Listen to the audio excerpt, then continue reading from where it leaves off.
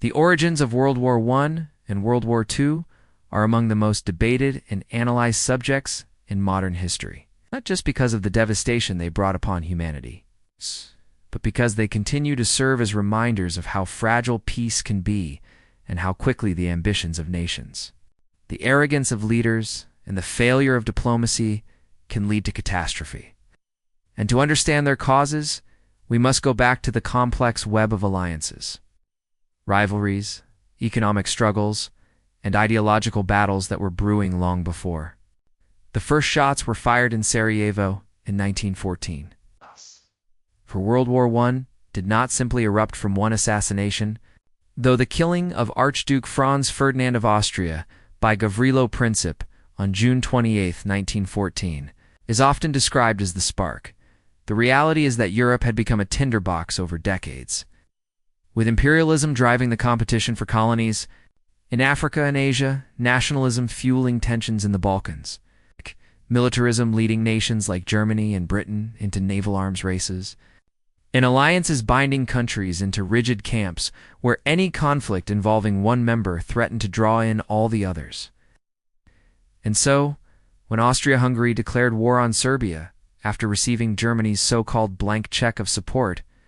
Russia mobilized to defend Serbia, Germany declared war on Russia, France entered due to its alliance with Russia, and Britain followed after Germany invaded Belgium, creating a domino effect that dragged much of the world into the war, yet beneath. These immediate triggers lay deeper causes. For Germany's rise as an industrial and military power had unsettled the established balance of power in Europe, particularly threatening Britain's naval supremacy, while the Austro-Hungarian Empire and the Ottoman Empire were weakening, causing instability as ethnic groups sought independence, and leaders across the continent believed war was inevitable, and even desirable, seeing it as a chance to assert dominance or preserve national honor, which explains why they rushed into conflict instead of containing it, and the result was for years of trench warfare, mass casualties, and psychological devastation. With tens of millions dead and wounded, entire economies ruined, and societies traumatized. And though the guns fell silent in 1918 with Germany's surrender and the signing of the Treaty of Versailles in 1919, the seeds for the next global conflict were already being planted. Because the treaty, instead of securing peace, imposed crushing reparations, territorial losses, and military restrictions on Germany, humiliating a proud nation and fostering resentment that extremist movements would later exploit, while in Italy, though on the winning side, dissatisfaction over what it perceived as insufficient territorial gains led to disillusionment and the eventual rise of Mussolini's fascism. And in Eastern Europe, the breakup of the Austro-Hungarian and Ottoman empires created fragile new states, often plagued by ethnic tensions and border disputes, while Russia's exit from the war through the 1917 Bolshevik Revolution introduced the world's first communist state, which alarmed Western powers and set the stage for decades of ideological struggle. And so, the so-called war to end all wars was anything but, leaving behind not only destruction, but also grievances, ideological divides, and power vacuums that made another world war almost inevitable. And during the 1920s and 1930s, the global economic situation worsened these tensions. For the Great Depression that began in 1929 devastated economies worldwide, creating mass unemployment and poverty, and in such conditions extremist leaders promising revival and revenge gained support. With Adolf Hitler in Germany presenting himself as the savior who would restore national pride, defy Versailles, rebuild the military, and expand Germany's living space. While in Japan, militarists argued that economic survival required expansion into China and Southeast Asia. And in Italy, Mussolini sought to recreate the glory of the Roman Empire through aggressive conquests, and the failure of the League of Nations, established after World War I to prevent further conflict, was another critical factor. Because when Japan invaded Manchuria in 1931, when Italy invaded Ethiopia in 1935, and when Germany remilitarized the Rhineland in 1936, the League condemned these actions, but did nothing effective to stop them, emboldening aggressors to push further. and appeasement by Western powers, particularly Britain and France. Out of fear of another devastating war, further encouraged Hitler, who annexed Austria in 1938, demanded the Sudetenland from Czechoslovakia in the Munich Agreement, and broke his promises by occupying the rest of Czechoslovakia, showing that his ambitions could not be satisfied by negotiation. Yet it was ultimately Germany's invasion of Poland on September 1st, 1939, that forced Britain and France to declare war, marking the start of World War II. But to see World War II only as a continuation of World War I is too simplistic, because while the two wars were linked, the second had additional causes, particularly the rise of totalitarian ideologies, fascism, Nazism, and militarist imperialism, which sought not only territorial gain, but also the reordering of entire societies, and even the extermination of peoples considered undesirable. And Hitler's racial ideology, with its obsession over Aryan supremacy and hatred of Jews, Slavs, and others, was not merely political but genocidal, leading to the Holocaust. While Japan's pursuit of a greater East Asia co-prosperity sphere was framed as liberation from Western colonialism, but in reality meant brutal occupation and exploitation, and the world was again plunged into a conflict even larger and deadlier than the first, spanning Europe, Africa, Asia, and the Pacific, drawing in colonies and distant nations, and involving unprecedented civilian casualties due to aerial bombings, sieges, and genocides. And so, when analyzing the causes of both world wars, we see patterns of nationalism, militarism, imperial ambition, economic crisis, and failed diplomacy, but also differences in ideology and scale. And in both cases, the responsibility was shared across many actors, not just one nation or leader. Yet it is undeniable that the harshness of Versailles, the global depression, and the failures of international institutions played decisive roles in making the world vulnerable to leaders like Hitler, Mussolini, and militarist generals in Japan. And historians continue to debate what might have prevented these wars. Whether stronger resistance to aggression in the 1930s, more generous peace terms in 1919, or more effective international cooperation. But what is clear is that both wars were not inevitable in the sense of destiny, but they were made likely by human decisions, miscalculations, and the inability to put peace above pride. And the lessons of these wars remain relevant today, for they show how unresolved grievances, economic despair, and unchecked extremism can plunge the world into chaos, and why efforts at building fair, inclusive, and effective international systems are so important, because when they fail, the price is paid in blood, destruction, and generations of trauma. And this is why the causes of World War I and World War II must be remembered not only as historical facts, but as warnings for the future. Since the same dynamics of nationalism, economic hardship, and weak global governance can still be seen in various parts of the modern world. And ignoring those warning signs risks repeating the tragedies of the past, and in this way the story of their causes is not just history, but a mirror in which we must constantly look to prevent another global catastrophe from happening again. When examining further the underlying causes of both World War I and World War II, it becomes increasingly clear that while immediate events like the assassination of Archduke Franz Ferdinand or the invasion of Poland triggered the conflicts, the roots of war went much deeper into the psychology of nations, the ambitions of leaders, and the failure of international cooperation. As in the decades before 1914, Europe was living under what historians often call the powder keg situation, where nationalism in the Balkans, especially among Serbs, Croats, and Bosnians, challenged the weakening Austro-Hungarian Empire, while Russia saw itself as the protector of Slavic peoples, creating a constant risk of confrontation in Germany. Unified only in 1871, was rapidly growing into an economic and military giant,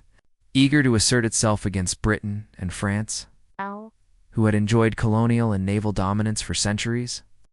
And this rising power created insecurity among older empires. making them more likely to see war as a way to maintain their status.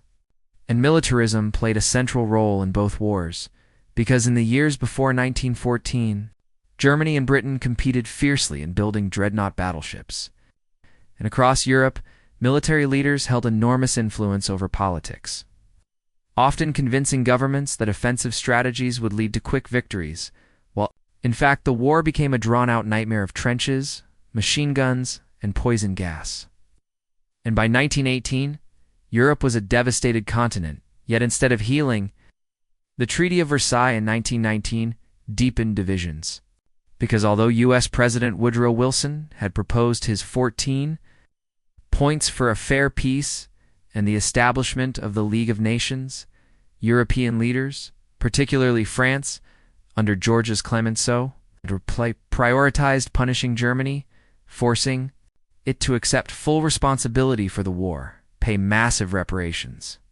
give up territories like Alsace-Lorraine, and demilitarize, which created humiliation and economic suffering. And when combined with the global economic crash in 1929, the German people became desperate, paving the way for Hitler's rise as he promised to restore pride, jobs, and revenge, while Italy, though victorious in World War I, felt betrayed by the mutilated peace, receiving fewer territorial rewards than expected, which Mussolini exploited to stir anger and build his fascist regime. In Japan, frustrated by Western racism and limited access to colonial resources, turned increasingly to militarism and expansion, leading first to the invasion of Manchuria in 1931 and later full-scale war with China in 1937, all of which foreshadowed a global conflict far greater than the first. Because the failure of the League of Nations to act decisively proved to aggressive leaders that the world lacked the will to stop them. And Hitler in particular tested this weakness repeatedly, reoccupying the Rhineland in 1936 when France and Britain hesitated, annexing Austria in 1938 with no resistance, and gaining the Sudetenland at Munich later that year, after which British Prime Minister Neville Chamberlain infamously declared peace for our time, not realizing that Hitler saw appeasement not as generosity but as weakness. And by the time Germany invaded Poland in 1939, the only choice left for Britain and France was war. But even then, underlying cause was not just the invasion, but decades of unresolved tension, humiliation, and ideological extremism. Because Hitler was not only seeking revenge for Versailles, but also pursuing a radical vision of racial supremacy, territorial expansion in the East, and the destruction of Jews and communists. And these ambitions made World War II a fundamentally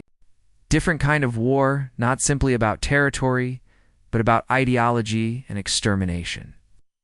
And it must also be remembered that economic factors played a huge role in both wars, because World War I was fueled in part by industrial rivalry as European powers competed for markets and resources. While World War II erupted after the Great Depression had shattered economies and created mass unemployment, with desperate populations turning to authoritarian leaders who promised revival, and in Germany, the Nazi regime launched massive public works programs and rearmament, restoring jobs and pride but preparing the country for war, while in Japan, economic hardship, combined with the need for raw materials, pushed the military leadership toward imperial expansion across Asia. And ideology cannot be ignored either, for in World War I nationalism and imperialism were the dominant forces, while in World War II it was the rise of totalitarian ideologies, Nazism, fascism, militarism, and even communism that shaped the conflict, creating a struggle not just between nations, but between competing visions of society. And these ideologies encouraged leaders to embrace extreme policies, including mass persecution, genocide, and the pursuit of global domination, making the Second War even more catastrophic than the first. And when we step back and look at the two wars together, we see a tragic cycle where the first created the conditions for the second, showing how peace treaties that humiliate rather than reconcile, international organizations that lack real power, and global economic crises can combine to unleash violence on an unprecedented scale. And while many ask whether World War II could have been avoided if the Treaty of Versailles had been fairer, or if Britain and France had stood up to Hitler earlier, The truth is that multiple failures across decades, from the arrogance of leaders in 1914 to the weakness of appeasers in the 1930s, has made such a conflict increasingly likely. And perhaps the most important lesson is that wars of such scale are never caused by a single event, but by the accumulation of grievances, rivalries, and miscalculations that pile up until one spark sets them off. And in the case of World War I, that spark was an assassination in Sarajevo, while in World War II, it was an invasion of Poland. But in both cases, the true causes were long in the making, deeply rooted in the structures of international politics, economics, and ideology. And they remind us that peace is not something that can be taken for granted, but something that requires constant effort, fairness, and vigilance. Because when nations pursue pride, revenge, and domination over cooperation, the result is tragedy, destruction, and loss on a scale that scars humanity for generations. And in this way, the story of the causes of both world wars is not simply a matter of history, but a cautionary tale for every future generation, warning us that ignoring injustice, failing to address economic despair, and underestimating extremist ideologies can once again lead the world toward catastrophe. For history may not repeat itself exactly, but it often rhymes. And the patterns that led to 1914 and 1939 are patterns we must always be wary of, lest we allow them to unfold once more in new forms, with new weapons, and with consequences even more devastating than before. And so the answer to the question of what caused World War I and World War II is not simple. It is a mosaic of nationalism, militarism, imperial rivalry, economic crisis, failed diplomacy, ideological extremism, and human arrogance woven together into a chain of events that produced the deadliest conflicts the world has ever known. And remembering this complexity is essential, because it teaches us that preventing war requires not only addressing immediate crises, but also building systems of fairness, cooperation, and resilience that can withstand the pressures of competition, pride, and fear, and only then can humanity truly hope to avoid repeating the mistakes that twice plunged it into global catastrophe in the 20th century.